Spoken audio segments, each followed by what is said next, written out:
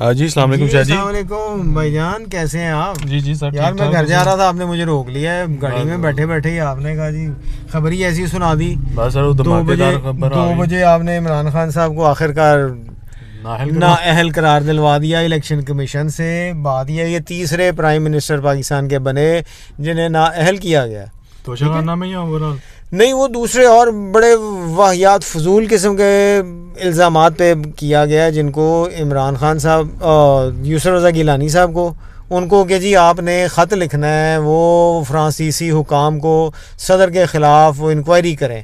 بات یہ ہے کہ انہوں نے کیس ختم کر دیا ہوا تھا, ان کا اپنا جو صدر تھا متراں, اس کے خلاف انہوں نے انکوائری ختم کر دی تھی, ثابت ہی نہیں ہوا تھا کیس. وہ کہتے تھے جی کہ انہوں نے فرانس سے آبدوزیں خریدی تھی, اس میں کک بیکس لیے تھے زرداری صاحب نے. ثابت نہیں ہوا کیس, انہوں نے بھی ختم کر دیا. ہمارے یہاں پہ گیلانی صاحب کو یہ بار بار کہتے رہے جی کہ آپ اس کو ان کے خلاف لکھیں, وہاں سے انکوائری کروائیں ان کے خلاف. تو زرداری صاحب وہ گیلانی صاحب نے خط نہیں لکھا. اس چکر میں انہیں کورٹ نے نااہل ایسے کیا کہ 30 سیکنڈ کی سزا دی تھی کہ جب تک کورٹ برخاست نہیں ہوتی اس وقت تک آپ کو سزا دی جاتی ہے کنٹیمپٹ آف کورٹ میں. اس کی وجہ سے وہ نااہل ہو گئے. پھر میاں نواز شریف صاحب کو نااہل کیا گیا. یار ان کے خلاف اور بہت سارے الزامات, بہت سارے ایسے کیسز تھے جو ثابت ہو سکتے تھے اگر آپ کی نیت ہوتی. آپ نے ثابت نہیں کیا. آپ نے اتنا فضول سے ایک بیان پہ کہ جی وہ بیٹے کی کمپنی میں ملازم تھے اور اسے تنخواہ نہیں لیتے تھے, اس میں آپ نے آگے اسے ان کو کر دیا نااہل. اب عمران خان صاحب کو توشہ خانہ میں, بھائی اگر توشہ خانہ میں آپ نے کرنا ہے تو پھر آپ باقی کے جو پرانے جو حکمران تھے ان کو بھی کریں نا, جنہوں نے توشہ خانہ سے گاڑیاں لی. اس میں اپنے وہی آصف زرداری صاحب بھی تھے, اس میں یہی اپنے میاں نواز شریف صاحب بھی تھے, ان کو بھی پھر اس سلسلے میں آپ نااہل کرتے. اب بات یہ ہے جو مجھے تھوڑی سی, جو میرا تجزیہ تو یہ ہے کہ جو آپ کو پتہ لگ رہا ہوگا کہ جی بیک ڈور ڈپلومیسی چل رہی ہے, بات چیت کر رہے ہیں, یہ جو بھی کہہ لیجئے کہ ارباب اختیار ہیں ان کے ساتھ عمران خان صاحب, لیکن ان سے بات نہیں بنی. اس کا نتیجہ یہ نکلا کہ آپ کو انہوں نے نااہل قرار دلوا دیا. لوگ یہی کہہ رہے ہیں کہ الیکشن میں مقابلہ نہیں کر سکتے تو پیچھے یہ کر رہے ہیں. ایگزیکٹلی ایسا ہی ہے. اب اس میں دو چیزیں ہیں, یہ کہ ایک تو جو آپ کی کہہ لیجئے یہ ہے نا اسٹیبلشمنٹ, یہ بھی ڈری ہوئی ہے, اس لیے کہ اگر عمران خان آتا ہے تو پھر ہو سکتا ہے کہ کچھ نہ کچھ ایسے سٹیپس لے جس سے ان کے اختیارات کم ہوں, محدود ہو جائیں, ان کے اختیار محدود ہوں. دوسری چیز یہ ہے کہ اس سے زیادہ ڈر جو تھا وہ 13 پارٹیز کو ہے جو اس کے خلاف ہیں, پی ڈی ایم کو. ان کو ہے جی کہ اگر یہ آتا ہے یہ ایسے ہی رہتا ہے, اس کی پاپولیرٹی بڑھ رہی ہے, اگر یہ بڑھتی رہی تو یہ 13 کی 13 جماعتوں کو سویپ کر جائے گا. اس لیے انہوں نے اینڈ جو ہے وہ یہی کام کیا ہے. یہ تو میرے وہاں سے انلیگل کہہ سکتے ہیں. نہیں انلیگل نہیں, بات یہ نہیں, کورٹ کا ہے, کورٹ نے ڈیفینیٹلی کچھ نہ کچھ الیکشن کمیشن کا. اب ٹھیک ہے, یہ اس کے خلاف یہ اپیل کریں گے, اس میں جائیں گے, ہائی کورٹ میں جائیں گے, لیکن بات یہ ہے کہ اس دوران اتنا ٹائم گزار دیا جائے گا, جو پاکستان میں ہماری جوڈیشری کا حال ہے, اتنا ٹائم گزر جائے گا کہ الیکشن ہو جائیں گے, الیکشن گزر جائیں گے, اس کے بعد دیکھیں گے کیا ہوتا ہے. اب بات یہ ہے کہ یہاں پہ اس وقت صورتحال یہ ہے کہ عمران خان یا پی ٹی آئی جو ہے وہ ہائی ٹائڈز پہ چل رہی تھی, ہوا میں اڑ رہی تھی, اس کے انہوں نے پر کاٹ دیے ہیں. پھر وہی بات minus Imran Khan, P T I تو ختم ہے نا. اصل بات یہ ہے کہ اب جو پھڈے بازی پڑے گی, جو حالات خراب ہوں گے, جو مجھے اندازہ ہو رہا ہے, نظر آ رہا ہے, اس میں کچھ تھوڑی سی گڑبڑ کا امکان زیادہ ہو رہا ہے. ملکی حالات خراب ہونا شروع, ملکی حالات کا, پھر ایسے میں پھر وہی لوگ مارکیٹ کریش کر گئی. وہ ظاہر ہے اس کی وجہ سے انسرٹنٹی بہت زیادہ ہو گئی. میں دوسری طرف جا رہا ہوں, جو سیاسی حالات کی طرف, کہ مجھے کچھ اور لگتا ہے کہ یہاں پہ کچھ ایسا نہ ہو کہ ان کے ساتھ کوئی ایسا کام ہو جائے کہ ان کو, یعنی اب میں کیا کہوں آپ کو کہ اسٹیبلشمنٹ جو ہے وہ بیچ میں کود جائے. اب آپ اسٹیبلشمنٹ سے میرا مطلب سمجھ رہے ہوں گے, ماشاءاللہ کی بات تو نہیں کر رہے, خطرہ آتا ہے. اچھا, اس کی وجہ یہ کہ دنیا کے حالات بھی جو ہے نا وہ تھوڑے سے گڑبڑ ہو رہے ہیں. اب جو حالات بنے ہوئے ہیں اس میں گڑبڑ کیا آ رہی ہے, اس میں گڑبڑ یہ آ رہی ہے کہ یوکرین کی لڑائی شروع ہو گئی, ٹھیک ہے, ایران کو بیچ میں آپ نے شامل کر لیا. اب یہ جو صورتحال بن رہی ہے کہ ایران نے ڈرونز دیے ہیں, یہ صورتحال جو ہے یہ بڑی خطرناک ہوتی جا رہی ہے. امریکہ بہت زیادہ ایگریسو ہو رہا ہے.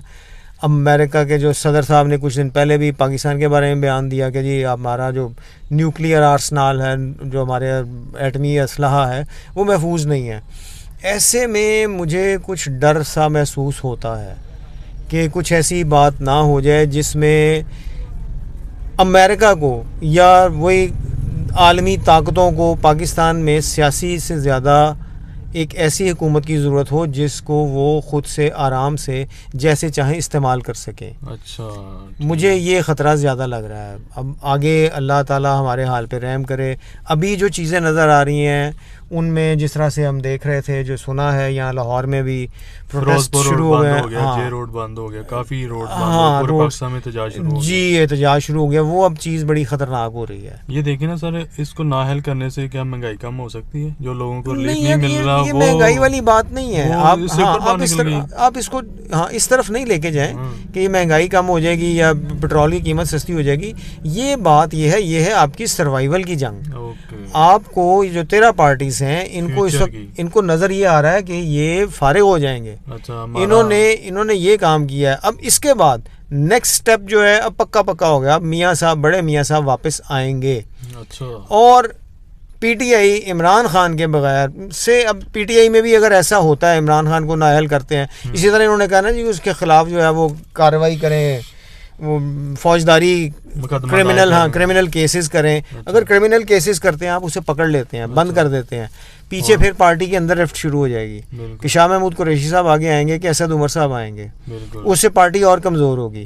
یعنی انہوں نے وہی کام کیا ہے جو آج تک پاکستان میں ہوتا آ رہا ہے. تمام سیاسی جماعتیں جو ہیں وہ ایک دوسرے کو جب اقتدار میں آتی ہیں, اقتدار سے جاتی ہیں, وہ دوسرے کو تباہ کر دیتی ہیں. وہی کچھ یہاں پہ ہو رہا ہے کہ اب یہ پی ٹی آئی اقتدار سے نکلی ہوئی ہے. یہ 13 جماعتیں جو ہیں یہ یہی چاہتی ہیں کہ پی ٹی آئی سے جان چھڑائی جائے تاکہ ان کو اگلی بار بھی کھانے پینے کا موقع مل جائے. کرپشن ہے, اس میں کوئی شک نہیں ہے. اس میں ہمیں یہ کہنا ہی نہیں پڑتا کہ جی ملک جو ہے نا وہ بالکل سیدھے, تمام ادارے سیدھے ہیں. کسی آپ محکمے میں چلے جائیں آپ کو کرپشن ملتی ہے. ہمیں لگتا ہے جتنی اویئرنیس آ چکی ہے عوام نہیں مانے گی یہ بات. یار یہی تو خطرناک ہے نا کہ اگر فرض کریں کہ یہ پروٹیسٹ جو ہیں, جو جس طرح وہ لانگ مارچ کی بات کرتا تھا, وہ لانگ مارچ عمران کے بغیر بھی ہو سکتا ہے. وہ بہت سے میں دیکھ رہا تھا ابھی ٹی وی پہ بھی, بہت سے لوگوں کا یہی تھا کہ جی لانگ مارچ نہیں ہوگا, لیکن عمران خان کے بغیر بھی لانگ مارچ ہو سکتا ہے اور اس کے نتائج خطرناک نکل سکتے ہیں. اگر وہ تو ظاہر ہے فی الحال تو بند ہو کے بیٹھ گئے نا, اس لیے کہ وہ پارٹی کے ہیڈ ہی نہیں اب رہیں گے. جب نااہل قرار دے دیا گیا تو سارے ان کے عہدے, ان کی نیشنل اسمبلی کی سیٹ وہ خالی ہو گئی.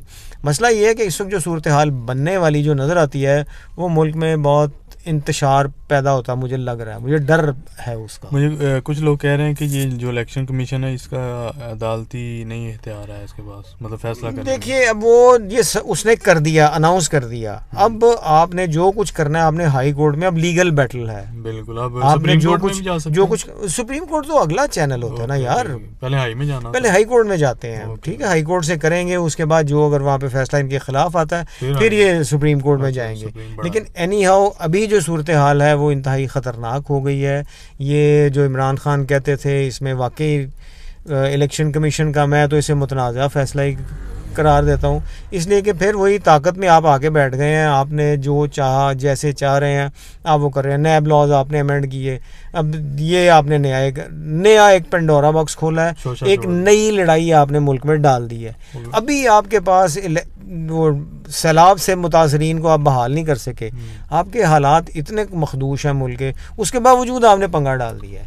میں غلط لفظ استعمال کرتا ہوں, پنگا ڈال دیا ہے, لیکن مجبوری ہے کہ یہ ایسے الفاظ استعمال کرنا پڑ گئے مجھے, جبکہ یہ نہیں ہونا چاہیے تھا.